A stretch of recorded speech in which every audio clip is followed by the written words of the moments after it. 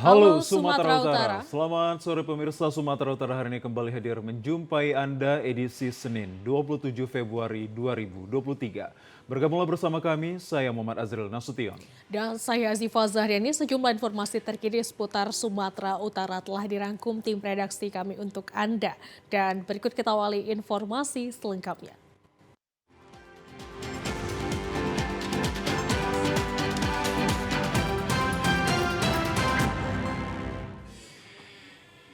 Ya pemirsa, di informasi yang pertama, laga final F1 Powerboat atau F1 H2O Danau Toba telah siap digelar di Bali G Kabupaten Toba, Sumatera Utara, Minggu 26 Februari 2023. Pihak Union International Motonatenik atau UIM telah menetapkan para pemenang F1 H2O tahun ini. Racer Bartek Marsjalek dari tim Stromo Racing Polandia keluar sebagai juara satu, yang disusul Sami Selio dari tim Sarjah Uni Emirat Arab sebagai juara dua dan Erik Strack dari tim Victory Swedia juara tiga. Presiden Joko Widodo menyerahkan langsung trofi juara satu kepada Bartek Marsjalek. Presiden Jokowi menyalami ketiga racer jawara F1 H2O Danau Toba, kemudian foto bersama yang juga diikuti Menko Maritim Luhut Binsar Panjaitan, Menpora Jainuddin Amali, dan Direktur UIM Raimondo San Martino. Sebelumnya laga final ini sempat dihentikan setelah menjalani beberapa putaran yang juga disaksikan Gubernur Sumut Edi Ramayadi, dihentikan karena angin yang kencang atau melebihi ambang batas aman yang langsung disampaikan Direktur UIM Raimondo San Martino. Soal penghentian ini juga diumumkan Direktur Pemasaran dan Program Pariwisata InJourney Maya Watono karena alasan cuaca, ombak yang mencapai 1,5 meter sehingga sangat sulit pada racer melihat dan sangat mengutamakan safety, dan dari UIM World Federation Powerboat menyatakan tidak safe untuk dilanjutkan. Usai menonton F1 H2O, Presiden Jokowi mengaku dirinya baru pertama kali menonton event F1 Powerboat dan berharap event-event internasional seperti ini dapat digelar untuk membangun brand di masing-masing daerah. Presiden Joko Widodo mengatakan ini sebuah event yang sangat seru dan untuk pertama kalinya melihat F1 Powerboat. Pemerintah berharap event-event internasional seperti ini dapat membangun brand seperti daerah. Jika di Danau Toba ada F1 Powerboat, di Mandalika dan juga MotoGP. Di Jakarta ada Formula E dan di Mandalika ada Superbike. Akan men-trigger ekonomi di daerah, sangatlah bagus sekali. Presiden Joko Widodo menjelaskan pihaknya akan menjajaki event internasional lainnya untuk digelar di Indonesia seperti Formula F1. Event yang sangat seru sekali dan saya juga baru pertama kali melihat F1 Powerboat ini, dan kita harapkan event-event internasional ini bisa membangun brand setiap daerah. Di sini di Danau Toba ada F1 Powerboat, nanti di Mandalika ada MotoGP, di Jakarta ada Formula E, nanti di Mandalika ada Superbike. Ini akan trigger ekonomi di daerah. Sangat bagus sekali.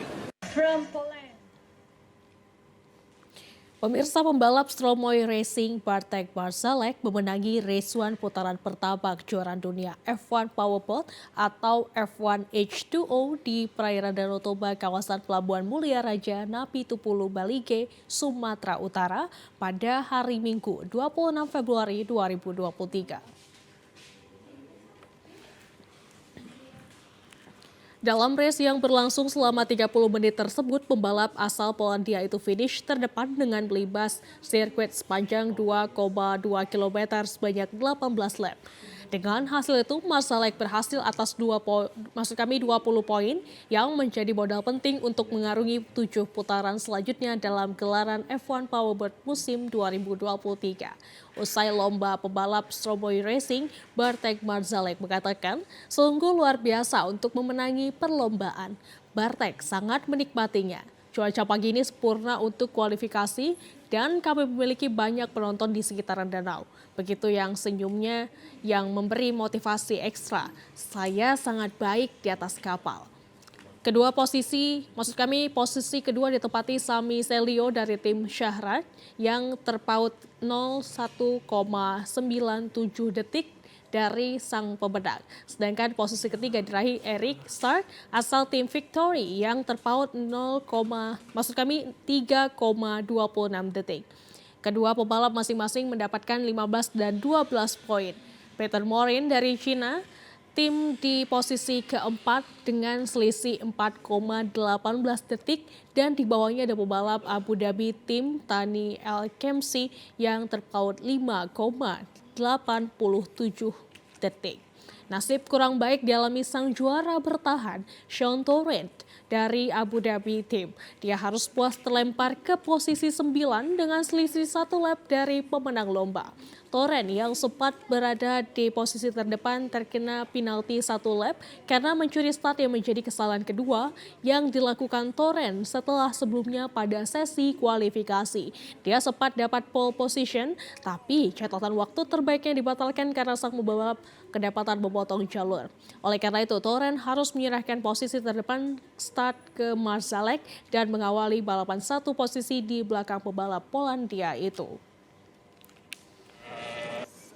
Place for racing in Formula One. Of course, weather was quite tricky, but general Indonesia, all the atmosphere here, the people with big smiles, it's something I feel like home here. So thank you for everybody because you're amazing people. It's a great honor to be here. I would love to go back next year, and my dream is to have another victory here. This is my first victory in Formula One. Oh! And it's great How many honor. years career? 15. Yes. 15 years.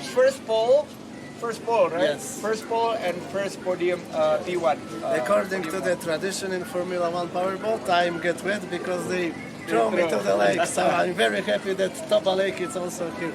Thank you again. Thank you. Sementara itu pemirsa, Menteri Pariwisata dan Ekonomi Kreatif Sandiaga Salahuddin Uno mengatakan akan menerjunkan tim untuk menghitung dampak ekonomi dari penyelenggaraan ajang event F1 H2O di Danau Toba, Sumatera Utara. Tim tersebut akan mencatat total keuntungan yang didapatkan oleh pelaku usaha mikro kecil dan menengah atau UMKM selama acara berlangsung. Tim yang diterjunkan nantinya untuk menghitung secara detail dampak dari F1 Powerboat kepada UMKM dan juga kepada ekonomi sekitar. Menurutnya, perhitungan soal dampak ekonomi tidak bisa dilakukan dengan terburu-buru. Dia merujuk pada ajang MotoGP di Mandalika, Lombok, Nusa Tenggara yang diadakan tahun lalu. Sandiaga berujar, awalnya banyak yang mengulahkan acara tersebut, namun setelah perhitungan selama hampir 3 tahun tercatat dampak ekonomi terhadap masyarakat sekitar 5,8 triliun rupiah. Karena itu, Sandiaga tidak mau memberikan kesimpulan secara langsung usai ajang internasional di Danau Toba digelar. Terlebih masih ada acara-acara lanjutan yang melibatkan tamu-tamu mancanegara seperti sejumlah duta besar dari berbagai negara tetangga. Sandiaga mengatakan dari beberapa percakapan masih dalam bentuk kualitatif, yakni rata-rata memberikan satu respon yang sangat positif, namun masih membutuhkan data berdasarkan pantauan dan monitoring. Kendati demikian, Sandiaga yakin penyelenggaraan event F1 Powerboat ini melampaui target yang dinilai dari jumlah yang datang di atas target 25 juta wisatawan.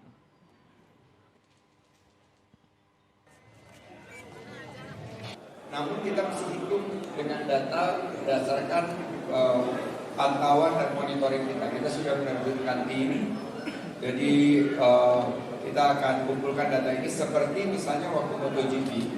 Juga awalnya banyak yang mengeluhkan lalu lintas, mengeluhkan juga berkaitan dengan parkir, UMKM dan sebagainya. Tapi setelah kita menghitung dan itu waktu sekitar hampir 3 bulan, ternyata dampak daripada MotoGP itu adalah 5,8 triliun rupiah kepada ekonomi baik di Lombok, NTB maupun juga destinasi sekitar. Jadi kita harus bersabar untuk melihat dampak dari UMKM. Memang secara anekdotal kita bisa bertanya kepada kepada para UMKM bagaimana omsetnya selama akhir pekan ini. Sementara itu berdasarkan hasil evaluasi, Sandiaga menilai pemerintah kedepannya harus membangun lebih banyak lagi akomodasi khusus hotel, homestay, dan juga fasilitas penginapan lainnya untuk wisatawan sekaligus mengklaim penyelenggaraan F1 Powerboat akan berdampak pada peningkatan kunjungan wisatawan dan tingkat hunian hotel maupun homestay di sekitar lokasi acara. Dan diyakini ekonomi UMKM akan menggeliat selama event berlangsung. Launching kopi kapsul dinner F1 H2O. Informasi selengkapnya akan hadir usai jeda pariwara berikut ini. Tetaplah bersama kami.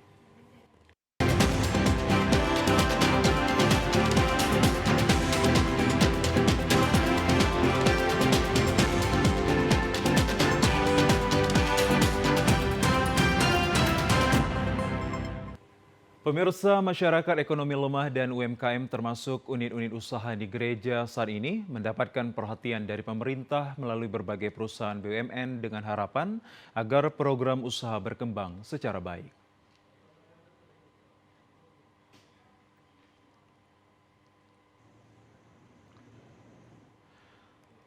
Sejumlah kabupaten kota di Sumatera Utara telah mendapatkan perhatian serius dari perusahaan-perusahaan BUMN termasuk untuk warga jemaat gereja HKBP. Sejumlah unit usaha dan panti asuhan serta pelayanan sosial di lingkungan gereja HKBP sangat membutuhkan dana agar dapat menjalankan dalam melaksanakan program yang telah direncanakan. Terkait dengan hal ini, Menteri BUMN diwakili staf khusus Menteri BUMN Arya Sinulinga mengharapkan dengan adanya bantuan tanggung jawab sosial dan lingkungan, maka seluruh program yang telah digariskan secara bertahap dapat direalisasikan dengan kerjasama yang berkelanjutan. Ketika memberikan bantuan kepada para warga jemaat HKBP di Tarutung, Tapanuli Utara, Arya Sinulinga mengatakan bantuan ini adalah yang pertama kali dari perusahaan BUMN kepada HKBP dengan harapan agar bantuan ini dimanfaatkan dengan baik demi kemajuan unit-unit usaha baik pada bidang sosial maupun pada usaha mikro, termasuk pada bidang peternakan dan pertanian para jemaat HKBP. Sekitar bulan Mei, bulan Juni yang lalu kan Pak Menteri Erick Thohir, Pak Menteri BUMN datang ke HKBP, kemudian ada program-program yang mau dikerjasamakan. Nah, hari ini semua yang memang sudah diprogramkan itu ditindaklanjuti dalam bentuk program dan sudah dilaksanakan dengan bantuan-bantuan dari BUMN. Itu totalnya sekitar 2,7-2,8 lah miliar ya. Semoga ini bisa membantu. Tadi ada untuk misalnya untuk difabel, untuk apa, semua ada di situ. Moga-moga ini membantu dan bisa mendukung program-program yang dilakukan oleh HKBP. Dan tadi katakan oleh Pak Sekjen bahwa ternyata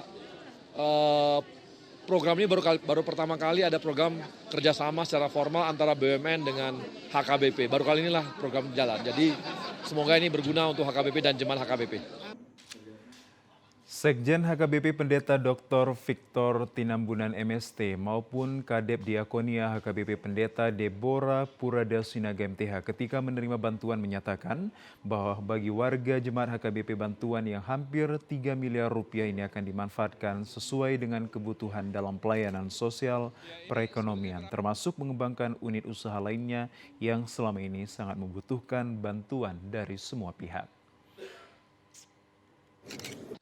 Ya, ini sebetulnya berawal dari kunjungan Pak Menteri BUMN, Bapak Erick Thohir beberapa bulan yang lalu, dan kini realisasinya dari seluruh bagian-bagian yang ada di bawah naungan BUMN berkumpul di sini memberikan sumbangan yang menurut kami ukurannya besar. Itu yang kami syukuri kepada Tuhan dan ucapkan terima kasih kepada BUMN. Khusus kepada warga HKBP, tadi di sambutan saya sampaikan, karena bantuan ini sangat berharga, supaya kita betul-betul mengelola bantuan ini, memanfaatkannya dengan sebaik-baiknya, sebenar-benarnya, menjunjung tinggi kejujuran, transparansi, dan akuntabilitas, supaya betul-betul tepat sasaran dan dipertanggungjawabkan untuk kebaikan warga jemaat HKBP. Sementara itu, Pendeta Dr. Victor Tinambunan menyampaikan terima kasih kepada Menteri BUMN dan akan memanfaatkan dana ini dengan baik serta dikelola secara jujur dan transparan maupun akuntabilitas dan tepat sasaran. Ya pemirsa, Pemkab Dairi melaunching kopi kapsul Sidikalang pada event Dairies Cultural Night Dinner F1 H2O Powerboat Lake Toba untuk semakin mengenalkan Kabupaten Dairi ke dunia internasional.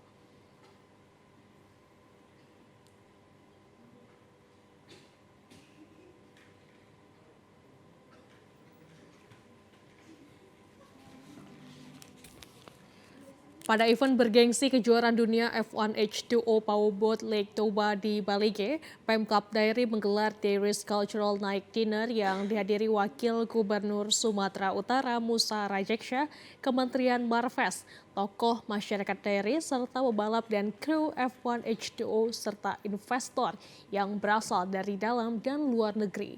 Dalam kesempatan ini, Pemkab Dairi menyajikan dan memperkenalkan kultur, pariwisata, dan produk masyarakat Dairi. Produk unggulan Ulos Tenun Silahi Sabungan dan Kopi Sidikalang Kabupaten Dairi. Pada kesempatan itu, Wakil Gubernur Sumatera Utara bersama Bupati Dairi melaunching kopi kapsul Sidikalang. Kopi kapsul atau istilah lainnya coffee pot merupakan produk terbaru Kabupaten Dairi. Bubuk kopi robusta siap seduh yang dikemas ke dalam kapsul eksklusif dengan takaran gramasi terukur. Kopi kapsul Sidikalang telah memenuhi kuantitas dan kualitas untuk pasar ekspor. Wakil Gubernur Sumatera Utara Musa Rajeksya menuturkan mengapresiasi atas inisiatif dan inovatif dari Pemkab Dairi yang melaunching kopi kapsul Sidikalang pada Gala Dinner F1 H2O. Pemerintah Provinsi Sumatera Utara mendukung upaya yang telah dilakukan Pemkab Dairi untuk memperkenalkan Sumatera Utara, khususnya Kabupaten Dairi, ke dunia internasional. Yang pertama pastinya karena ini kejuaraan dunia ya, peserta yang hadir dari beberapa negara, semua negara yang hadir, dan ini kan diliput oleh media internasional, bahkan ada tinggi-tinggi sport yang lain mengikuti acara ini akan memperkenalkan bahwa Indonesia mempunyai alam yang indah, air tawar yang begitu luasnya, dan juga budaya seni yang begitu banyaknya di Sumatera Utara. Para wisatawan mancanegara datang ke Sumatera Utara dan juga sekali lagi untuk memperkenalkan Sumatera Utara untuk para investor. Bupati Dairi Edi Keleng Ate Berutu mengatakan dengan inovasi produk kopi kapsul Sidikalang ini dapat mengembalikan kejayaan kopi robusta Sidikalang. Diharapkan Dairi semakin dikenal dunia dan dapat meningkatkan perekonomian masyarakat Dairi.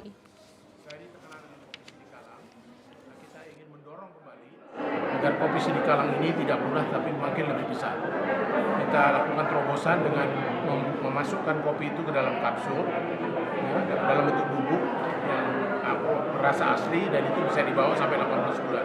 Sambil kerja, kemana-mana, sambil wisata, atau kita ekspor. Saya mengucapkan terima kasih kepada semua pihak, kepada Bapak Gubernur, Bapak Wakil Gubernur Provinsi Sumatera Utara. Tanpa dukungan Bapak itu, Bapak-Bapak dan Provinsi, ini tidak mungkin kita lakukan. Pemirsa, kami ajak Anda ke informasi lainnya. Badan Pengawas Pemilu Kabupaten Labuhan Batu menggelar kegiatan apel patroli pengawasan dan mengawal hak pilih bagi pemula. Kegiatan Bawaslu Labuhan Batu ini dengan mendatangi para pelajar dalam kesuksesan kawal hak pilih serta membagikan stiker bagi para pelajar. Kegiatan apel patroli pengawasan dalam mengawal hak pilih bagi pemula digelar secara serentak di Indonesia Senin pagi, di mana pihak Bawaslu Kabupaten Labuan Batu melaksanakan kegiatan apel bertempat di halaman kantor Bawaslu di Jalan Aik Tapa, Kota Rantau Parapat. Ketua Bawaslu Labuan Batu, Parulian Silaban, menjelaskan dalam kegiatan ini selain melaksanakan apel, pihaknya telah mendirikan posko mengawal hak pilih yang bertempat di kantor Panwaslu Kecamatan. Tidak hanya itu, Bawaslu Kabupaten Labuan Batu juga mendatangi para pelajar ke sekolah dan mengajak para pelajar dalam ikut serta mengawal hak pilih pemula, serta Bawaslu membagikan sejumlah stiker bertemakan kawal hak pilih bagi pemilih pemula. Di dalam sepekan kita disuruh 2 kali untuk melaksanakan apel tersebut, apel patroli tersebut.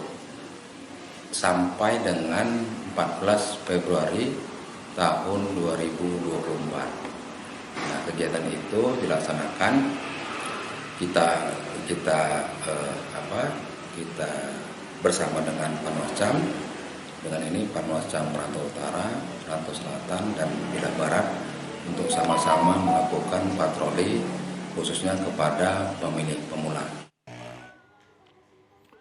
Sementara apel patroli yang digelar secara serentak dalam melakukan pengawasan dan mengawal hak pilih, kegiatan ini akan berlangsung sampai jadwal pemilu hingga 14 Februari tahun 2024 mendatang. Di tengah perbukitan Bukit Barisan di Sumatera Utara, persisnya di wilayah Kabupaten Tapanuli Selatan menyimpan berbagai keindahan alam, yaitu sampuran atau air terjun setinggi lebih dari 30 meter yang ditemukan warga. Seperti apa indahnya sampuran ini, berikut liputannya untuk Anda. Jalan-jalan di hari libur menelusuri lebatnya hutan Bukit Barisan memang sangat mengasyikkan bagi para pecinta alam. Demikian juga dengan para pemuda desa Sipangko, Kecamatan Angkola, Moratais ini. Di tengah perjalanan menuju puncak Bukit Barisan, mereka singgah sejenak di Sampuran Sipaho. Inilah Sampuran Sipaho yang terletak di antara bukit-bukit rimbun di tengah hutan. Air terjun setinggi 30 meter lebih serta sejuknya alam sekitarnya seolah memaksa kita untuk sejenak berendam di bawah air terjun tersebut. Lokasi sampuran ini memang sedikit jauh dari permukiman warga, menyebabkan warga jarang berkunjung ke lokasi ini sehingga keaslian Sampuran Sipaho ini masih tetap terjaga. Bukan hanya menikmati sampuran, namun Anda juga bisa menikmati udang air tawar di lokasi ini. Di antara berbatuan yang masih berlumut, dengan mudahnya kita bisa menangkapnya. Apa enaknya di sini, Bang? Oh, sejuk, alami. Airnya segar. Airnya segar. Terus apa lagi yang enak di sini, Bang? Kalau alamnya indah, alami, belum terjamah. Udah sering ke sini, Bang? Oh, tiap minggu ke sini. Ngapain aja ke sini, Bang? Main. Terus misalnya pening-pening di kampung ada. Ya ke sini main-main. Kalau sini nggak terasa.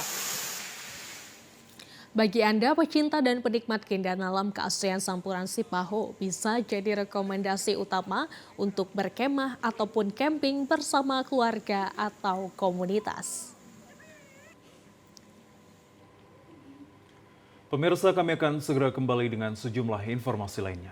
Tetaplah bersama kami akan segera kembali untuk Anda.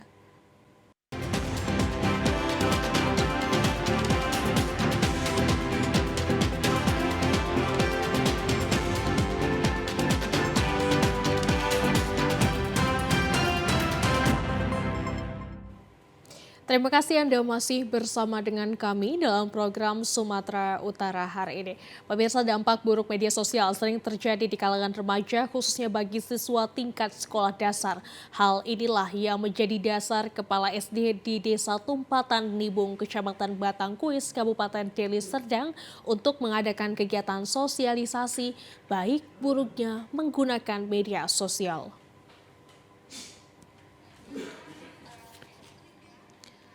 Dunia pendidikan khususnya di Kabupaten Deli Serdang dihebohkan dengan tindak kriminal yang mendominasi oleh anak-anak di bawah umur yang masih berstatus pelajar. Berawal saling ejek di media sosial sehingga menimbulkan keributan dan hilangnya nyawa seseorang. Hal ini menjadi perbincangan di seluruh satuan sekolah yang ada di Deli Serdang. Untuk meminimalisir hal itu, Kepala SD Negeri 10531 Desa Tumpatan Nibung, Kecamatan Batangkuis, menggelar kegiatan sosialisasi dengan mengundang salah satu pemateri untuk memberikan pemahaman kepada siswa-siswi kelas 6 SD di ruang kelas tentang ancaman Undang-Undang ITE. Pemahaman ini dilakukan pengajaran kepada siswa tersebut agar tidak salah menggunakan media sosial. Selain memberikan pemahaman undang-undang kepada siswa-siswi SD Negeri 10531, Kepala Sekolah juga mengundang tokoh agama untuk memberikan siraman rohani kepada seluruh siswa yang hadir. Para peserta sosialisasi mengikutinya dengan hikmat sejak awal hingga akhir kegiatan. Menurut Kepala SD 105321 Syarifah Harahap mengatakan, bimbingan dan penguatan karakter siswa ini sudah mulai dilakukan sejak dini dalam menghadapi di era zaman serba canggih, menjadi materi pokok dalam sosialisasi yang dilakukan. Yaitu sekolah mengadakan sosialisasi bagaimana pentingnya mengetahui dampak positif dan dampak negatif tentang penggunaan media sosial, di mana para mentor yang hadir tadi pagi membawa kegiatan sosialisasi tadi, mereka menerangkan atau memaparkan bagaimana sikap bijak menghadapi dan menggunakan gadget ini. Akhir kegiatan dilakukan renungan suci yang disebut muhasabah dan hal ini sangat menyentuh hati para siswa sehingga membuat seluruh siswa yang ada di tempat itu menangis dan menyesali akan perbuatan salah dan dosa kepada kedua orang tua dan ibu bapak guru di sekolah tersebut. Pemirsa, di Nias Utara sejumlah lembaga dan kementerian mulai melakukan investigasi dan identifikasi terkait dampak yang timbul atas pencemaran kawasan perairan Laut Nias Utara akibat tumpahan aspal dari kapal MT Asih berbendera Gabon Uni Emirat Arab India. Setelah 2 minggu lamanya kapal MT Asih yang karam di perairan Laut Nias, tepatnya di Desa Humene Siheneasi, Kecamatan Tugalauyo, Kabupaten Nias Utara, meresahkan warga maritim karena mereka tidak bisa melakukan aktivitas memancing akibat tumpahan aspal dari kapal tersebut mencemari kawasan laut. Desakan dari warga maritim baik yang disampaikan langsung melalui sejumlah instansi pemerintah dan bahkan melalui siaran media akhirnya telah mendapatkan respon positif. Kini sejumlah lembaga dan kementerian terkait sudah mulai mendatangi lokasi dan tengah menginvestigasi serta mengidentifikasi seluruh bentuk dan objek lingkungan perairan yang terdampak. Selanjutnya direkomendasikan untuk pembersihan limbah aspal dan mengangkat kapal MT Asih dari titik karam tersebut. Pada prinsipnya dulu setelah kejadian ini maka kita selalu menghimbau kepada masyarakat terutama yang ada di lingkungan ini supaya anak-anak jangan dibiarkan baik di siang maupun malam hari. Kenapa, Bang? Nah, karena ini kan ada akibatnya mana tahu. Karena di sini ombaknya semakin tinggi. Kondisi cuaca berarti. Nah, jadi sehingga kita meragukan ke depan anak-anak ini bisa nanti terbawa arus ke dalam. Itu yang yang kita ragukan.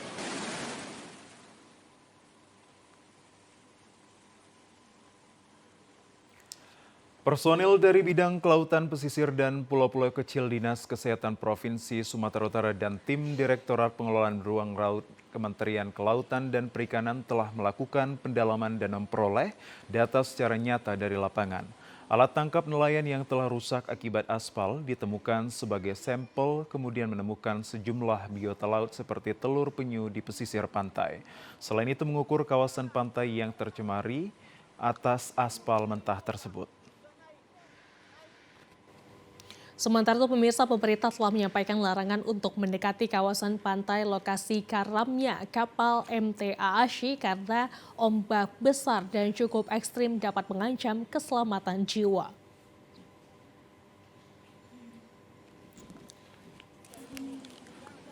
Larangan tersebut disampaikan langsung oleh pihak Kecamatan Tugalauyo melalui komunikasi sosial kepada masyarakat termasuk anak-anak yang memanfaatkan kesempatan berkerumun di sepanjang pantai yang sedang tercemari limbah aspal milik negara India atau Uni Emirat Arab. Lambannya penanganan pembersihan kapal asing yang karam di perairan Laut Nias Utara tidak semestinya menjadi tontonan yang dapat menimbulkan bahaya bagi warga, melainkan harus menjaga keselamatan diri dari kondisi gelombang tinggi yang cukup ekstrim setiap saat di lokasi tersebut. Untuk membendung timbulnya korban jiwa, pemerintah Kecamatan Tugalauyo juga meminta aparat keamanan dari TNI Angkatan Laut serta Kepolisian Resor Nias melakukan pengawasan pantai, kemudian mendorong pihak owner kapal segera membersihkan kapalnya serta limbah yang mencemari kawasan pantai itu.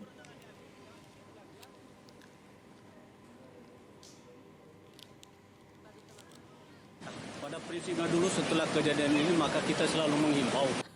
Ya, yang pertama mungkin upaya yang harus dilakukan ini kita harus cepat ya menangani bagaimana nanti tim yang diketuai oleh perhubungan laut mungkin untuk mengevakuasi kapal, karena kita sudah melihat di beberapa titik pantai sudah banyak perceceran di pantai-pantai ini tumpukan aspalnya, termasuk juga sudah ada di beberapa titik di kawasan konservasi perairan yang telah kita miliki secara sah yang ada SK menterinya. Jadi kita sudah melihat langsung juga kemarin bahwasanya di daerah pantainya sudah ada tumpukan aspal mentah tersebut. Ya, pembersihan lingkungan ini. Yang kedua adalah bagaimana kapal ini bisa secepatnya diangkat aspal yang ada masih di atas dalam kapal. Aspal ini masih banyak ya, masih banyak terdapat di atas kapal. Jangan kita menunggu tumpahnya aspal ini. Ya, kami berharap seperti itu sehingga risiko semakin rendah bila kita mempercepat untuk penanganannya.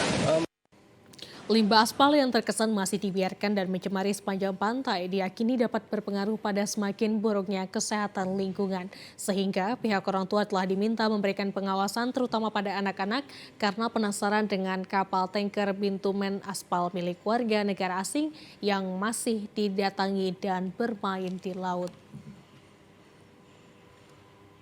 Ya pemirsa, 3 unit rumah warga hangus terbakar di Labusel akan kami hadirkan usai jeda pariwara berikut ini. Tetaplah bersama kami.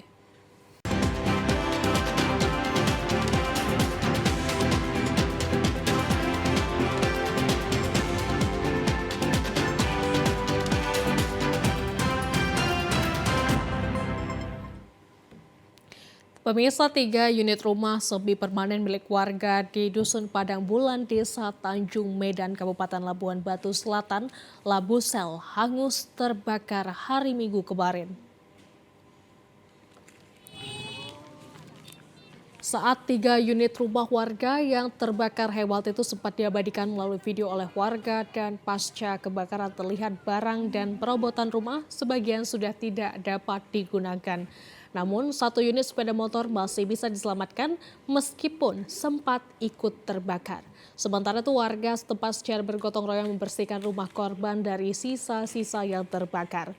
Peristiwa kebakaran yang bermula dari anak pemilik grosir yang sedang mengisi bahan bakar ke sepeda motor bersamaan temannya bermain korek mancis di dekatnya dan tidak terduga api yang dikeluarkan mancis tersebut langsung menyambar bahan bakar minyak pertalite dan seketika api cepat membesar dan membakar sepeda motor dan merambat ke toko kelontong milik Hakim. Ironisnya, karena bangunan rumah sebagian besar terbuat dari papan, api cepat membesar kemudian merembet rumah milik Monang Lubis dan Jimmy Lubis.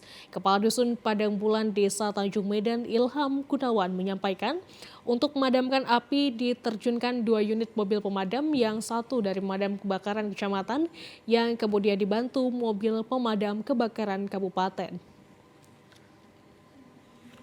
Kejadian kebakaran sekitar jam 9.30 pagi. Untuk pemadam kebakarannya berapa unit terjun ke lapangan, Pak? Yang pertama turun 1 unit, ditambah yang dari kabupaten dia 2 unit. Untuk korban jiwa ada tidak, Pak?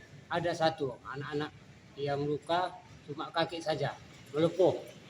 Untuk kerugian taksiran berapa banyak, Pak? Sekitar 500 juta lah dari pengakuan korban. Dalam kebakaran tersebut juga terdapat korban ringan dan ditaksir kerugian mencapai 500 juta. Pemirsa, dari Labusel kita beralih ke Kota Sibolga. Puluhan warga Kota Sibolga yang bekerja sebagai buruh bongkar muat kapal dan di Tangkahan melakukan unjuk rasa. Unjuk rasa buruh bongkar kapal ikan tersebut didasari penolakan mereka atas adanya ketetapan yang dikeluarkan Pelabuhan Perikanan Nusantara Sibolga mengenai kewajiban kapal-kapal ikan berukuran besar harus membongkar hasil tangkapan di Pelabuhan Perikanan Nusantara. Menurut pengunjuk rasa, peraturan yang ditetapkan PPN itu sangat merugikan para buruh bongkar ikan kapal karena para buruh terpaksa harus mengeluarkan biaya transport menuju Pelabuhan Perikanan Nusantara yang jaraknya jauh dari tempat tinggal. Padahal upah dari bekerja membongkar ikan di Tangkahan hanya bisa menutupi kebutuhan hidup sehari-hari. Menanggung hidup anak-anak kami, Pak. Satu. Yang kedua, Pak, pencarian suami kami 50.000. Macam mana kami membagi? Tentu kami tolong dengan memilih ikan. Kalau bongkarnya di TPI, kami mau makan apa? Memangnya sanggup pemerintah mencukupi keluarga kami? Tidak sanggup. Tanpa memikirkan perut masyarakat. Sementara itu, usai menenangkan masa agar tidak bertindak anarkis, Ketua HNSI Kota Sibolga menyampaikan aksi unjuk rasa tetap mendukung program pemerintah. Tapi pemerintah tidak tahu kondisi di daerah seperti apa, khususnya Sibolga Tapanuli Tengah yang mayoritas kesehariannya adalah nelayan. Kalau menanggapi ini kita harus mendukung programnya pemerintah, ya kan? Tapi mungkin pemerintah pusat itu tidak melihat keadaan atau wilayah kita, khususnya Sibolga Tapteng yang mayoritas masyarakatnya itu pencarian kehidupannya sehari-hari itu adalah nelayan, khususnya Sibolga, yang pertaniannya atau lahan pertaniannya juga nggak ada. Jadi kalau kita harus mencari win-win solution-nya. Kenapa? Kalau begini terus, habis tangkahan ini, kan bukan satu tangkahan yang ada di Sibolga. Mungkin ratusan yang ada tangkahan di Sibolga Tapteng. Kalau begini terus keadaan, ini menyatakan tidak nyaman dengan kehidupan masyarakat itu sendiri. Meski unjuk rasa berjalan tertib, namun sejumlah petugas kepolisian Polres Sibolga terlihat berjaga-jaga di lokasi aksi dan setelah bernegosiasi dengan pihak Pelabuhan Perikanan Nusantara, akhirnya kapal penangkap ikan diperbolehkan melakukan bongkar muatan hasil tangkapan di tangkahan lokasi aksi unjuk rasa. Pemirsa, terjadi kecelakaan di Jalan Lintas Sumatera Medan tebing tinggi, tepatnya di kilometer 18,5 Tanjung Merawa kemarin. Satu unit mobil minibus menabrak truk kontainer mengakibatkan supir minibus mengalami luka-luka dan dilarikan ke rumah sakit terdekat. Satu unit mobil minibus BK 1481AU dengan kecepatan tinggi menabrak truk kontainer BK 8953XF dari arah berlawanan. Akibat kejadian ini, mobil mengalami rusak parah pada bagian samping kanan, depan, dan kaca belakang pecah setelah menabrak kontainer tersebut. Kejadian bermula di saat mobil minibus BK 1481AU melaju dari arah Lubuk Pakam menuju Kota Medan dengan kecepatan tinggi dan mengalami oleng ke kanan, kemudian menabrak truk kontainer BK 8953XF yang datang dari Medan menuju tebing tinggi. Peristiwa ini terjadi di Jalan Lintas Medan Tebing Tinggi, kilometer 18,5 Desa Tanjung Merawa, Kecamatan Tanjung Merawa, Kabupaten Deli Serdang. Menurut saksi mata Muhammad Jali, mobil minibus dengan kecepatan tinggi oleng ke kanan dan menabrak truk kontainer. Kejadian ini secara tiba-tiba diduga sopir mengantuk.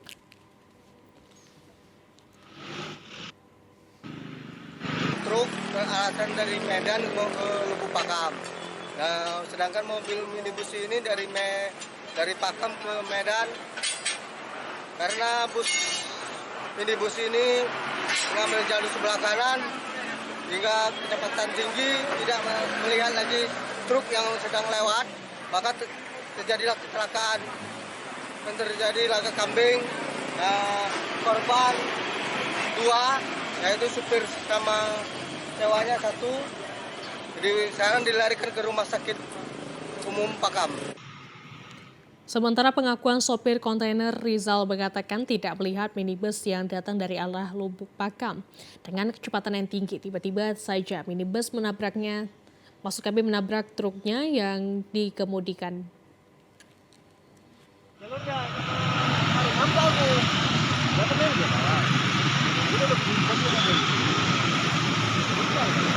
Dari abang tadi dari arah mana ke mana, Bang? Dari arah Medan mau ke Kanda. Akibat kejadian ini sempat terjadi kemacetan panjang, namun pihak kepolisian cepat tiba di lokasi kejadian untuk mengatur arus lalu lintas. Atas kejadian ini tidak ada korban jiwa dan selanjutnya mobil minibus dibawa ke gudang barang bukti Mapolresta Deli Serdang. Kita ke informasi lainnya pemirsa, berikut kita simak informasi perakiraan cuaca oleh Balai Besar Meteorologi, Klimatologi, dan Geofisika BMKG Wilayah 1 Medan untuk Selasa 28 Februari 2023.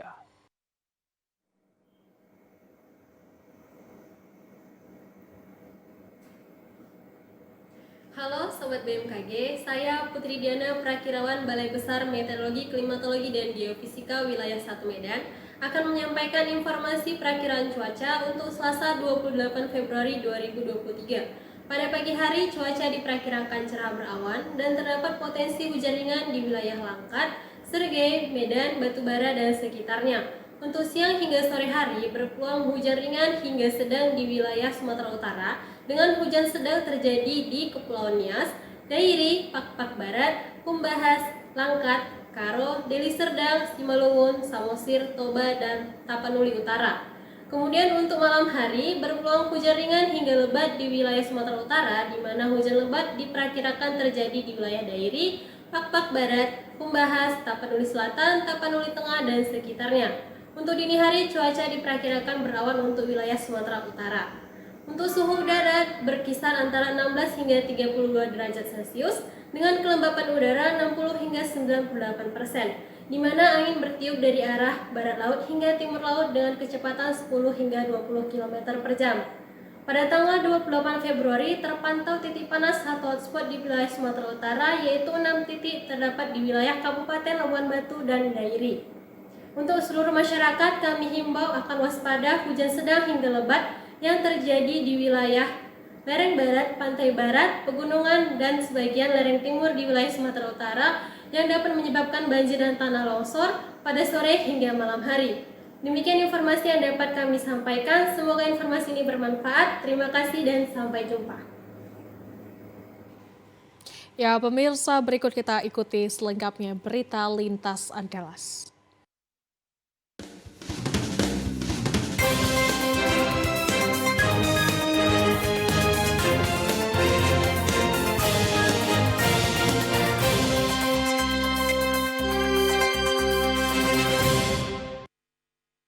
Pemirsa, Polda Sumsel beri pendampingan Polres Musi Banyuasin pasca insiden terbakarnya sumur minyak ilegal yang mengakibatkan 1 orang tewas. Pemilik sumur minyak ilegal ditetapkan sebagai tersangka. Pasca insiden kebakaran sumur minyak ilegal di Desa Kaban 1, Kecamatan Sangadesa, Musi Banyuasin pada 15 Februari kemarin yang mengakibatkan 1 orang tewas, Polda Sumsel memberi pendampingan Polres Musi Banyuasin terkait penanganan kasus. Pendampingan meliputi pemeriksaan, pemadaman, dan penyisiran di sekitar lokasi, termasuk mencari tahu penyebab pasti kebakaran. Dari insiden itu, polisi telah menetapkan pemilik 3 sumur minyak ilegal yang terbakar sebagai tersangka. Kebakaran terjadi saat 2 pekerja tengah memeras minyak mentah di lokasi, namun muncul percikan api dari knalpot motor dan menyambar 3 sumur minyak ilegal. Selain 1 orang tewas, 1 pekerja juga luka serius. Kalau kami dari Direktorat Reskrimsus melakukan asistensi terhadap proses pemeriksaan, kemudian pemadaman api dengan memanggil juga pihak-pihak terkait, instansi terkait untuk bisa membantu Polres Muba untuk bisa melakukan penyidikan dengan baik. Itu ada korban jiwanya, Pak? Ada 1 orang korban jiwa dan 1 lagi luka bakar, 1 meninggal, 1 luka berat. Yang jadi korban itu apa? Di sana sedang ngapain deh, Pak? Apakah memang lagi melakukan pekerja? Polisi saat ini masih melakukan penjagaan di sekitar sumur mengantisipasi timbulnya kebakaran. Romiko TVRI Sumsel melaporkan.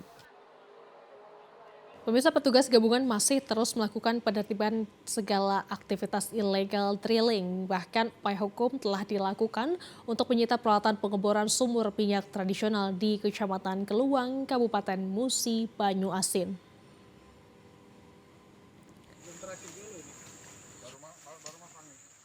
Pasca meledaknya 3 sumur minyak tradisional yang menyebabkan 1 orang meninggal dunia dan 2 orang mengalami luka bakar, tim gabungan TNI, Polri, juga dinas terkait Pemkab Musi Banyuasin masih terus melakukan penertiban di tambang sumur minyak ilegal, juga di tempat penyulingan minyak, dan razia kendaraan pengangkut minyak ilegal agar dihentikan. Upaya tindakan hukum yang dilakukan aparat kepolisian menyita segala peralatan aktivitas pengeboran agar tidak beroperasi lagi. Kalau bicara kebakaran itu musibah sebenarnya kan. Cuman kami butuh petunjuk dari pemerintah bagaimana yang sebaiknya, karena kami rakyat ini perlu makan, anak istri kami menunggu di rumah, ya kan? Yang sebaiknya kami menurut. Kemudian dari petugas kepolisian, syukur alhamdulillah sudah sampai ke sini kami puas. Dari pemerintah Pemda terkait ke sini kami puas. Cuman mohon petunjuk yang terbaik bagi kami bagaimana. Karena anak istri kami menunggu untuk makan. Ini baru dibuka, sebenarnya baru dibuka. Namun kami berpikir bagaimana yang terbaik lah. Kapolres Muba AKBP Siswandi menjelaskan, aktivitas ilegal drilling harus dihentikan, menunggu upaya regulasi yang diupayakan Pemkab Muba. Ya, kita mengingatkan kepada masyarakat yang masih melakukan pengeboran minyak tradisional. Dan hari ini kami hadir di sini, yaitu dalam upaya penegakan hukum, penertiban.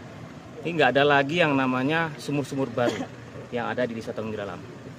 Dan juga nanti setelah ini, ya kita akan mendorong lagi upaya-upaya pemerintah kabupaten untuk legalisasi minyak-minyak tradisional masyarakat ini. Mohon doanya saja. Aparat kepolisian menyita peralatan dan juga memasang garis polisi di areal sumur minyak ilegal. Dari Musi Banyuasin, Iwan Arianto, TVRI Sumsel melaporkan. Pemirsa, selama Januari 2023, Kantor Perwakilan Indonesia Bank Bengkulu menemukan sebanyak 104 lembar uang palsu atau UPAL di wilayah Provinsi Bengkulu. Hasil temuan ini berasal dari laporan pihak perbankan dan laporan masyarakat. Sebanyak 104 lembar uang palsu atau UPAL telah tercatat di Kantor Perwakilan Bank Indonesia Bengkulu selama Januari lalu. Dari 104 lembar UPAL tersebut, rata-rata memiliki nilai yang tinggi, seperti pecahan uang Rp50.000 sebanyak 48 lembar, pecahan uang Rp100.000 sebanyak 54 lembar, dan pecahan uang Rp20.000 sebanyak 2 lembar. Deputi Kepala Perwakilan Bidang Sistem Pembayaran dan Manajemen Intern PI Bengkulu, Suhud MT Samosir mengatakan, temuan UPAL tersebut berasal dari laporan pihak perbankan dan laporan masyarakat Bengkulu. Temuan tersebut pun sudah dilimpahkan ke pihak kepolisian. Saat ini pihak BI Bengkulu telah berkoordinasi dengan Badan Koordinasi Pemberantasan Rupiah Palsu yang terdiri dari Bank Indonesia, Polri, Kejaksaan, Kementerian Keuangan, dan Badan Intelijen Negara. Hal ini guna mengatasi peredaran UPAL di Indonesia khususnya di Provinsi Bengkulu. Tapi prosesnya itu ketika itu sudah memang sudah berdasarkan hasil penelitian kami itu memang adalah uang yang tidak asli, itu langsung kita limpahkan ke kepolisian. Benar ya Pak? Betul. Di tahun 2022 itu jumlah bilietnya itu kurang lebih 777, dan memang biasanya yang disasar oleh para dalam tanda kutip oknum pemalsu ini biasanya pecahan besar seperti itu. Suhud menjelaskan pihaknya juga terus melakukan sosialisasi kepada masyarakat terkait keaslian uang rupiah dan mengimbau agar masyarakat segera melapor jika menemukan uang rupiah yang tidak asli atau uang palsu. Dari Kota Bengkulu, Khairil Ansori, TVRI Bengkulu melaporkan. Pemirsa, 2 warga negara asing asal Tiongkok diamankan petugas Kodim 0406 Lubuk Linggau yang bekerja sama dengan petugas imigrasi Musi Rawas karena diduga hendak ekspor batu teratai asal Kabupaten Musi Rawas Utara. Kedua warga negara asing yang diamankan anggota Kodim 0406 Lubuk Linggau, yakni Eu Chu Hong dan Fu Xiaojiang, warga asal negara Tiongkok. Mereka diamankan di sebuah rumah warga yang berada di Kelurahan Jogoboyo, Kecamatan Lubuk Linggau Utara 2, Kota Lubuk Linggau. Kedua WNA ini disinyalir hendak berbisnis batu jenis teratai yang berasal dari Kabupaten Musi Rawas Utara dan akan diekspor ke negara Tiongkok. Berdasarkan informasi visa, keduanya hanya untuk melancong atau jalan-jalan dan bukan untuk berbisnis. Untuk dari pemerintah periksa belum kita periksa lebih lanjut, tapi sekarang sedang dibawa ke pihak kepolisian untuk diperiksa lebih lanjut terkait apakah ada unsur delik pidananya apa tidak. Seperti itu nanti kita ini lagi periksa lagi lebih lanjut setelah dari kepolisian untuk dininya. Untuk tindak lanjut selanjutnya nanti kita menunggu konfirmasi lebih lanjut dan dari penyelidikan kepolisian seperti apa. Ada informasi itu juga berasal dari pihak imigrasi. Kita bersama-sama dengan pihak imigrasi melaksanakan pendeteksian di mana posisinya hanya ditemukan, saya kegiatan juga besar.